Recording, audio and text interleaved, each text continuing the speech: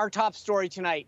Tropical Storm Elsa is threatening Florida and is expected to make final landfall in the next 24 hours. And Mother Nature is now playing a huge role in preventing search and rescue efforts in Surfside, Florida, where, as you recall, a condo building collapsed more than a week ago. 117 people are still missing. The death toll, though, has now climbed to 32 people. Well, to weigh in on the rescue efforts and how this hurricane may affect it all, let's bring in Florida Congresswoman Kat Cammack. Kat, Congresswoman, good to see you again. Hey, Sean, good to see you. Happy 4th to you and Mercedes. Hello. Happy 4th to you. Listen, this storm, Elsa, which I think they're now saying is about to become a hurricane, is expected to make big landfall in the next 24 hours. How detrimental is this going to be to the search and rescue process down there in Surfside? And what measures is everyone in Florida beyond that area taking to keep themselves safe? Well, you're 100% right, Sean. It is about to be upgraded to a Category 1. You know, as the ranking member for Emergency Preparedness, Response, and Recovery, really the oversight body for FEMA nationally, I've been in touch with not only the National Hurricane Center, but our state and local partners. And, you know, just on Saturday, I myself was down there at Surfside overseeing some of the federal efforts. And I got to say something that I never thought I would say.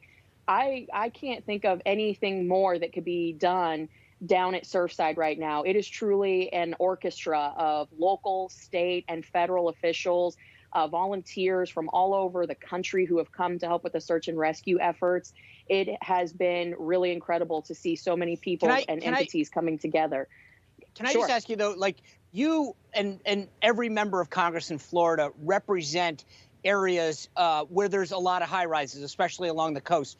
How concerned are you that this isn't an isolated incident, considering the position that you have on that committee?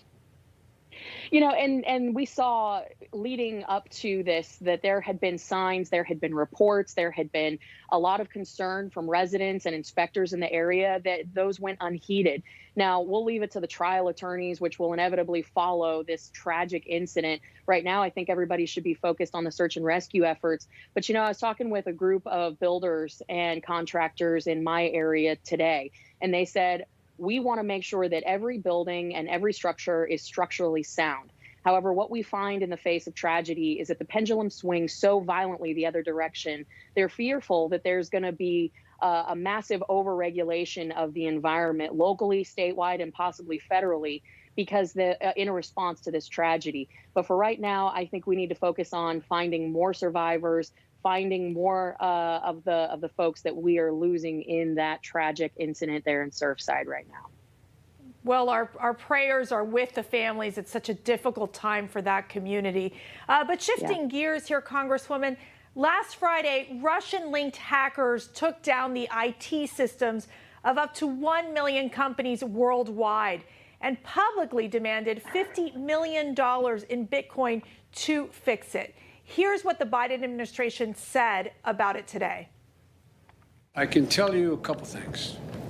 I received an update from our national security team this morning.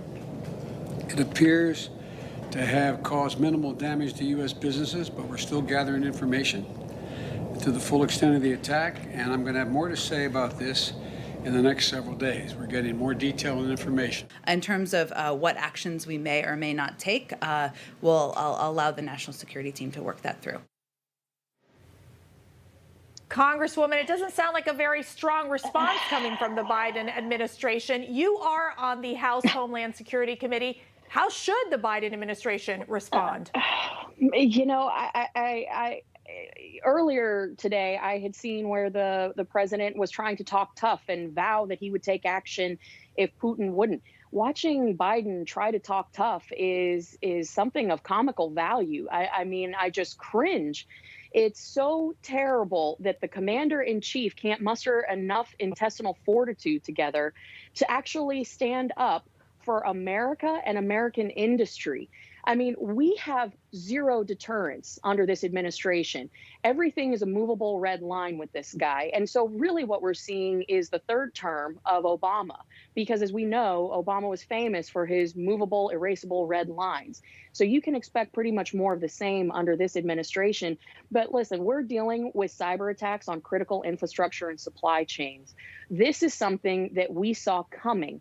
And so we on the Homeland Security Committee are actually very serious about this, because this not only impacts our supply chains and our everyday life, but this is our national security at stake. And if we have zero to deter, and then of course the follow-up is there are zero consequences, what the heck are we doing here? It's a free-for-all. And this administration is inviting people to conduct attacks on the daily against us. So we have to put pressure on this administration. This nonsense about maybe we'll talk tough, or maybe we may do something, we may not, that's ridiculous. We need to get serious about fortifying our grid, our critical infrastructure, and really work with our intelligence partners, CISA, FBI, and all our intelligence agencies to really identify the gaps and go after them, not as Republican versus Democrat, but Americans, because at the end of the day, this is an American issue, and we as Americans need to fight back.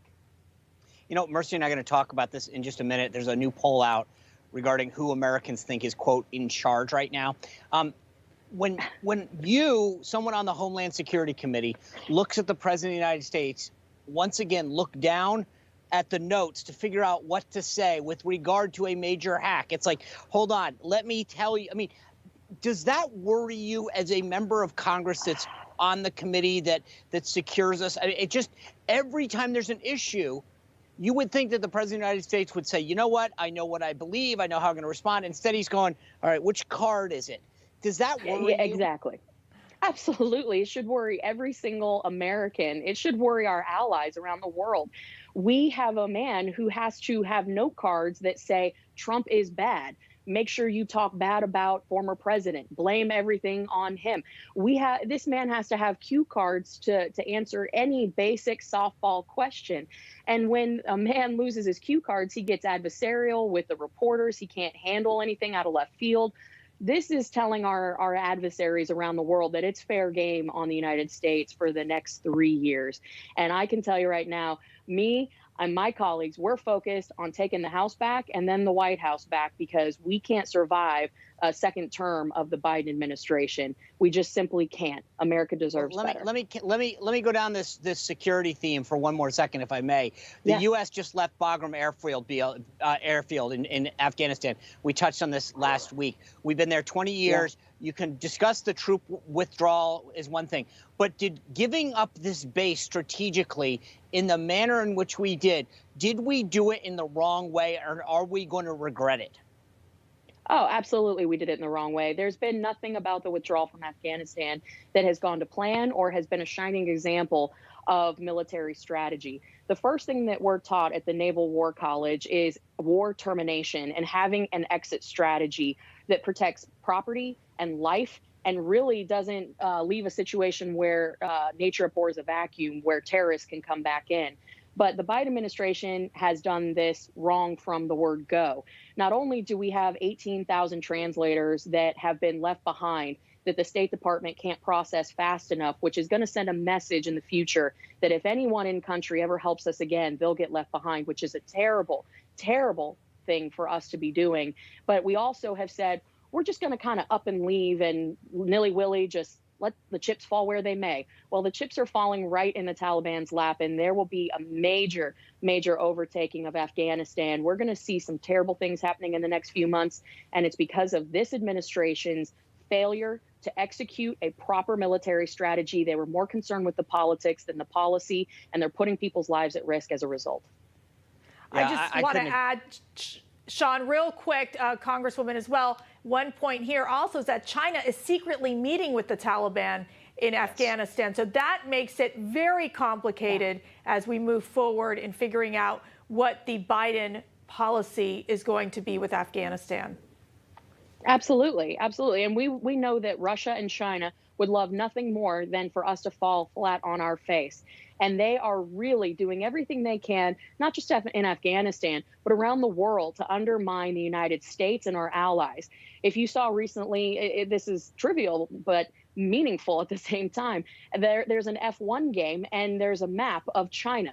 It includes Taiwan as part of China. They propose giving Honduras vaccines, but only if Honduras would renounce their calling of Taiwan an independent sovereign nation. They're doing predatory loan practices all across the globe, and they are a problem. But this administration is tied in too deep, business-wise, through Hunter Biden's various adventures and exploits, to wake up and say, listen, we have a problem with China and it's time to get tough on them. Instead, we're just rolling out the red carpet. So all the more reason why we've got to take the House back, all the more reason why we've got to get serious about seeing our country succeed and be safe and secure and putting America first. Look, I think this is important to tell our viewers. If you are not, you should be DVRing what the Congresswoman just said, because play it back in a year from now and you're going to go, she was right and we should have listened to her then. Congresswoman, I appreciate you sharing your thoughts, because you're spot on every one of these issues. And as Mercy said at the top, our hearts and prayers go out to all of the folks down in Surfside, and not only looking through that, but as Elsa bears down on with you, we hope that you all fare well. Thank you so much, guys. Say your prayers for Florida. We appreciate you. You bet. Hey, I'm Rob Finnerty. Thanks for watching. If you enjoyed this video, please join the conversation in the comments below. Don't forget to subscribe, too. Hit the bell icon to be alerted to breaking news. And remember, there's a whole lot more on Newsmax TV, America's fastest growing cable news network. Newsmax TV, we're real news for real people.